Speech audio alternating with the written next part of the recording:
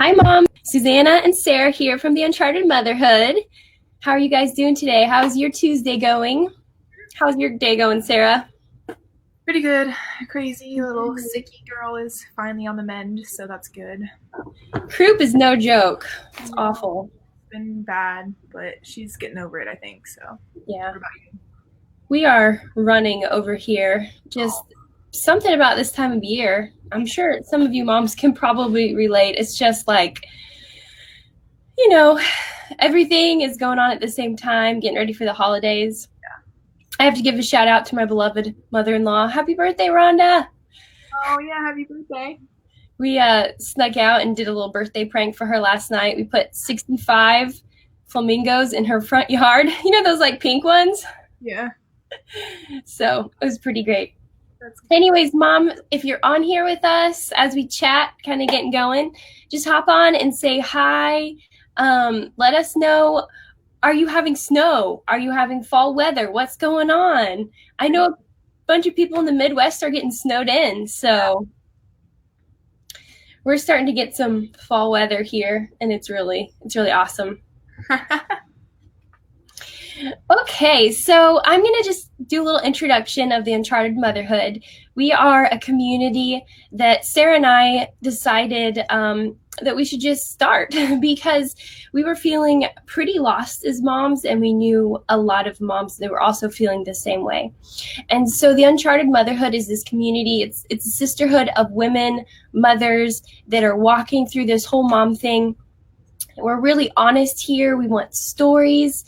And we just basically believe that your story is sacred, it's beautiful and precious, and that God is giving it to you for a reason, and that nothing happens as an accident.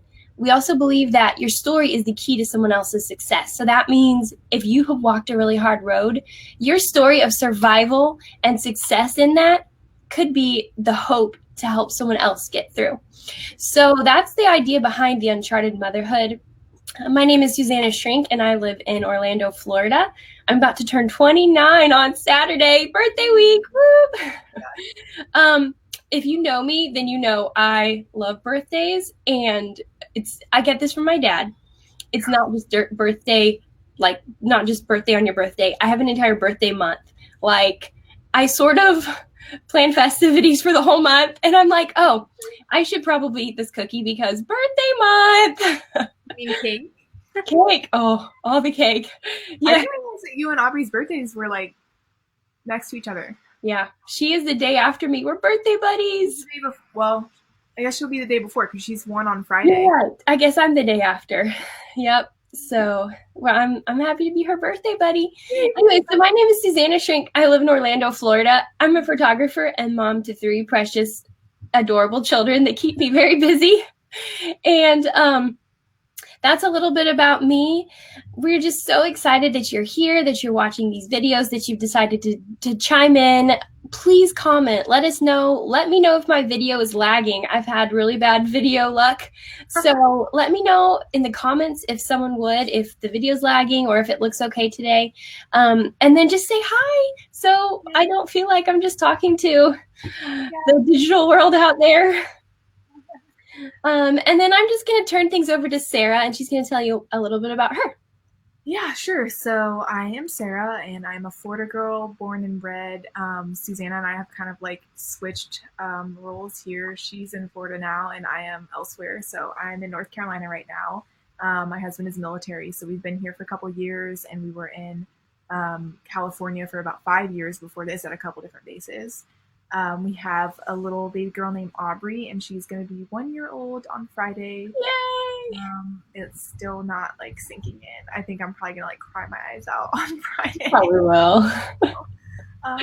So yeah, she's gonna be one on Friday, and that's like huge.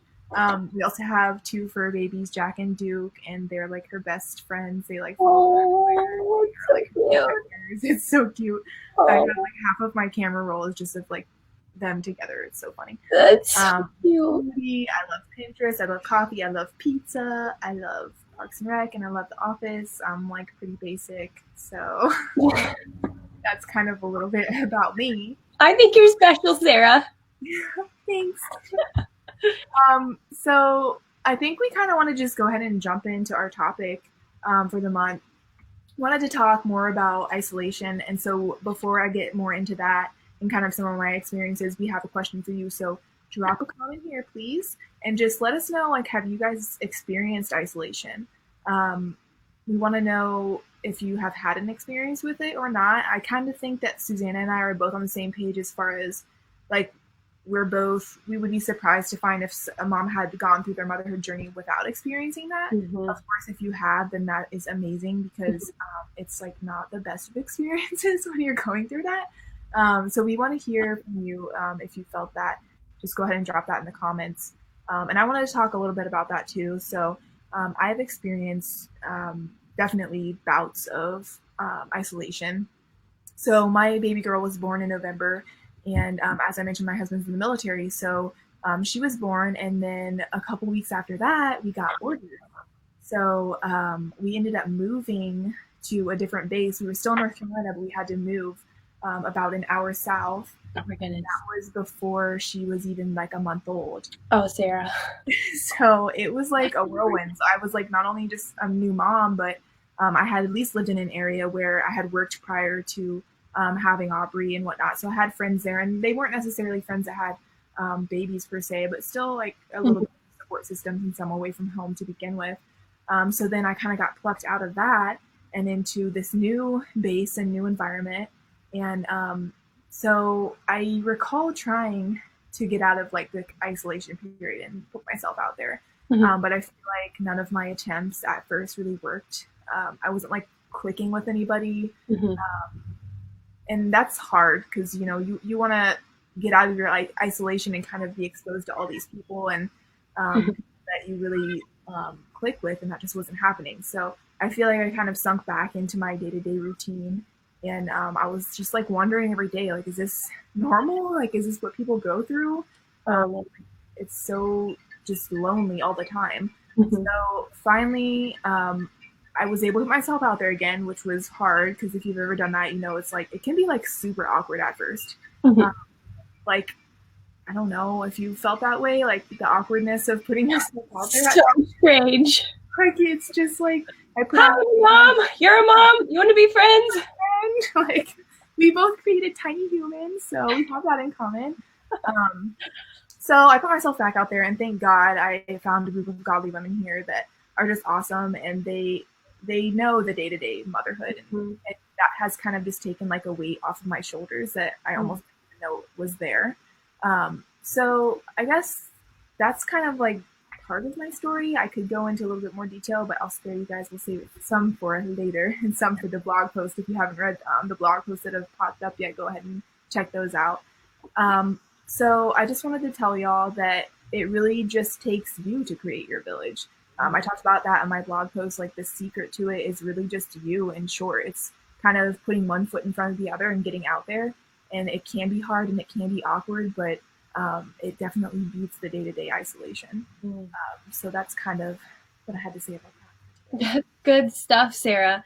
You know, I've been thinking a lot about this, and I've been wondering, okay, why is it that you just step into motherhood and then all of a sudden, you know, is it the new role? Is it the new responsibilities? What is it that just creates that? So I sat down and I was really thinking about it, and I feel like there's a little bit of natural isolation, or a little bit of a natural separation that kind of just comes with having a child.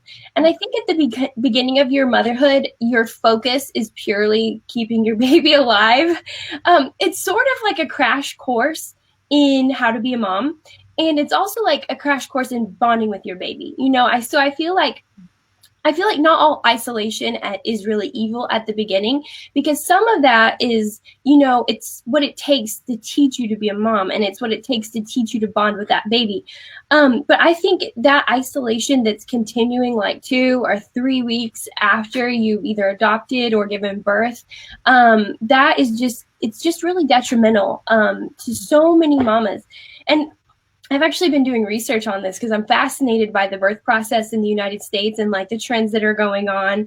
And I was doing some research, and I found that in many, many countries across the world, Africa is especially amazing at this, that whenever a mom gives birth, her community of women just come around her And literally they focus all their attention on her. Like they will move into her house and they cook the meals, they clean, they take care of all the other children, and all she has to do is take care of herself and her baby. And but she's not alone though, because the women are there, and I think they're that community, they meet her physical needs, but they're also meeting her emotional needs. They're sort of working as therapists, because honestly, after you give birth, whether your birth was a delight or you experiences some challenge, I feel like your birth is something that you want to think about. It's something that you need to process, you know? And in the US, I feel like we're experiencing this isolation in the very beginning, because we're left alone with our birth story. It's like people come over and be like, hey, you know, how's the baby? But how dare you start talking about your birth story, because, oh my gosh, that is so gross, you know? And so I think we start this whole isolation process by telling moms that we don't want to hear their story about giving birth and about, you know, how this baby came into this world. And it's like a mama's glory story. Like, I did that. That is, you know, that was really darn hard.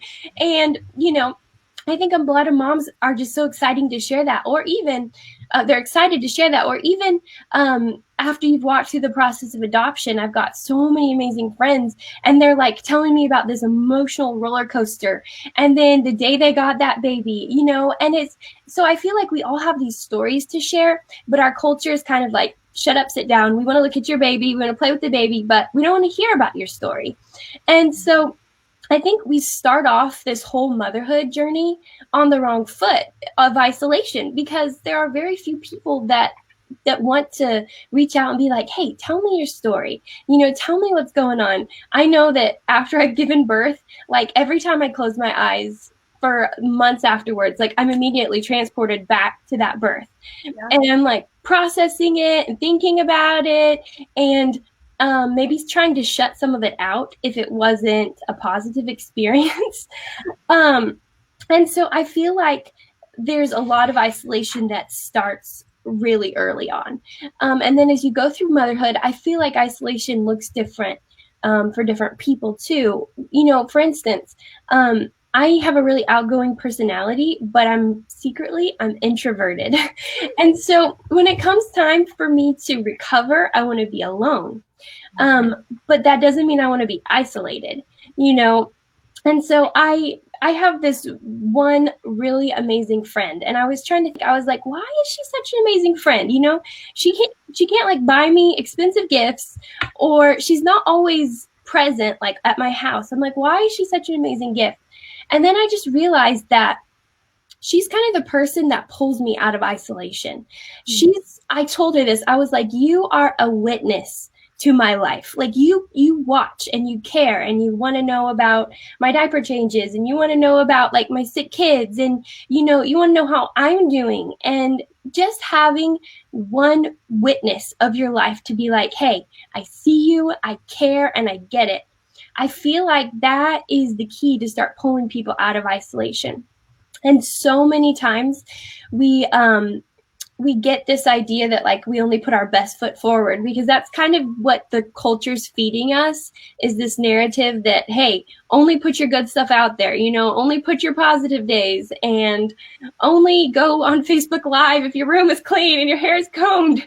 And you know, all these different lies that we're getting that are actually creating further isolation for us, because then we're not putting out our authentic selves. We're just putting out little pieces of ourselves that aren't the true us. And so that even though we have shallow interactions with people, we're not getting true friendship, because we're not putting all of us out there. Mm-hmm. And so I feel like, I just feel like this is such a, I just feel like it's something that a lot of moms can relate to, you know, and I think that we are the key to putting a stop to that. Moms that are reaching out to other moms that they see are stuck in isolation.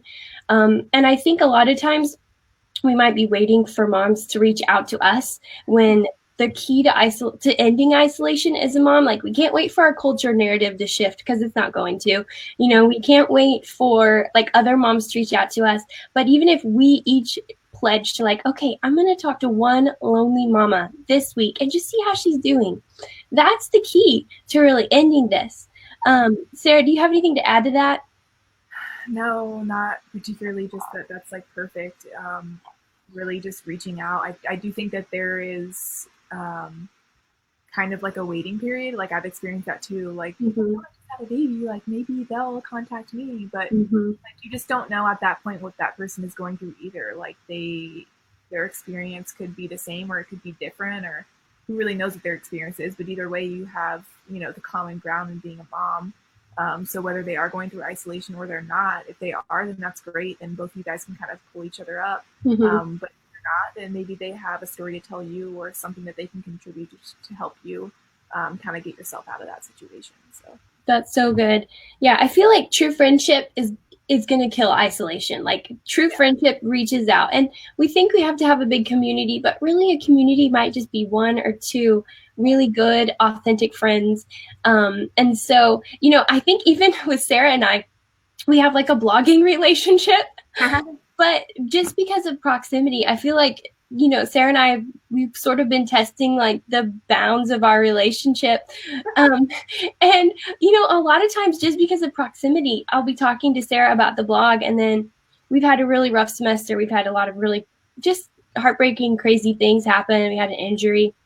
And so I think, Sarah was in proximity, and I was like debating. I was like, okay, do I just stay on the surface level friendship, or do I like go all in with her? And so, but I tried her out a couple times, and I was like, Sarah, my life is falling apart. And she was so like gracious and understanding. But I think, even with relationships, just being brave enough to put yourself out there and be like, this is my life. This is really me, and then another mom's going to be like, oh, thank goodness, because my yeah, life is just like that too. for sure. So I think, once again, teaching women that we want to hear your story. We want your birth story, right? We want your adoption story. We want your trials, and we want your victories. Us being that for each other is kind of, I feel like that's the key to isolation. And then if any of you amazing moms that are not struggling with isolation, I mean, you're amazing whether you're struggling with isolation or not, because you're keeping your kid alive and loved. And I'm so proud of you. That's amazing. But if you are not struggling with that, comment on this video for us and let us know your secrets, because Yeah, we definitely need voices, stories, and we are open to wisdom over here. All right, Sarah, I'm going to pass it back to you to kind of wrap her up for us. sure. So we kind of just want to end with some encouragement. Both of us know how it is to feel this way, and it's hard and it's confusing to be isolated. Mm-hmm. So we really just want to encourage you to reach out, like Susanna was saying, like even just shoot us a message. We'd love to talk to you. Text a friend, reach out to moms that you know. You really don't know whether or not they might be experiencing isolation. Mm-hmm. Honestly, sometimes it's the ones that I would think that wouldn't be experiencing that I find are experiencing it. Good point. So they could be a great resource for you in getting out, even sharing their experience of kind of how they broke that cycle. Mm-hmm. And just how to stay out of that state of isolation. How did they do it? And like I said before, if they are in a state of isolation, then y'all can kind of work together on that, and that's going to be a beautiful thing, and that will definitely grow your friendship. So if you're feeling this way and you don't know where to start, I mean, starting small, there's no shame in starting small. Text a friend. That's like that can be a huge thing for people. I know that I'm a very introverted person myself. So sometimes even talking to a new person, like having to text them, can be like gets your heart pitter pattering a little bit faster. So cute. But if you, I don't know, maybe ask them to coffee, just do something. It doesn't have to be anything monumental. Mm-hmm.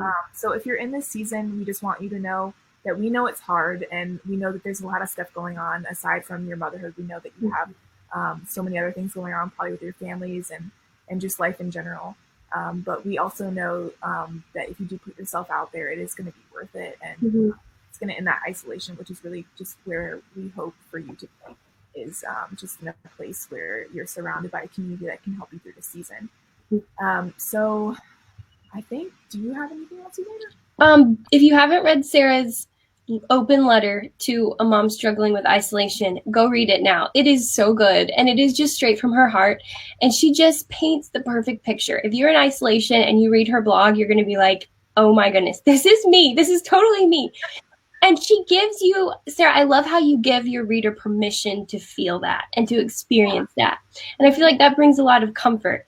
And it did for me, for sure. I was like, oh, I'm not alone. This is so good. But I also, next week, I'm going to be sharing my tips to make friends if you're a mom, and especially what not to do, because I've made a lot of mistakes and I think I've run a lot of potential moms away from me. So I'm sharing all the do's and don'ts of making a friend, and I actually have a couple embarrassing confession stories in there too, so you don't want to miss that. I'm airing out all my garbage. But yeah, write us a message. I've been so blown away this last week by the people that have reached out with stories, potential blogs, and prayer requests. And so please keep them coming. We are so excited, and we feel really honored to be the sharer of stories and experiences. So, Mama, we couldn't do without you. Thank you for sharing us, and thank you for being a part of this. Yeah. And So we look forward to seeing you.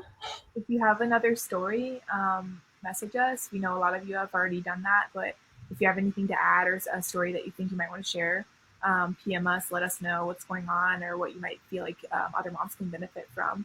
And if you are able to share us, share this video, share one of our blog posts with your community of moms. That's kind of what we're here for. We just want to invite them to this page and this community to draw them out of isolation or whatever they're going through and into this community of moms just for some support. So, and also don't forget that we are here every Tuesday at 2. We are here and we want you to be here too. So.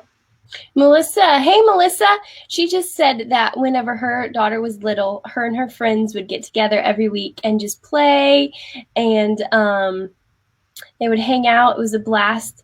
That I love that so much. Melissa, that's such good wisdom. So yeah, that might be a key to community, and maybe instead of looking for a group, maybe start a group. Sarah, when you get back to Florida, we're starting a group, girl. Turn it up. Melissa, thank you so much for that great input. That's amazing. Yeah, sure. All right. So yeah, drop your comments below, and we look forward to seeing you next week. Tuesdays at 2. Tuesdays at 2. Tuesdays at 2. We'll see you, ladies. Bye. All right. Bye, guys.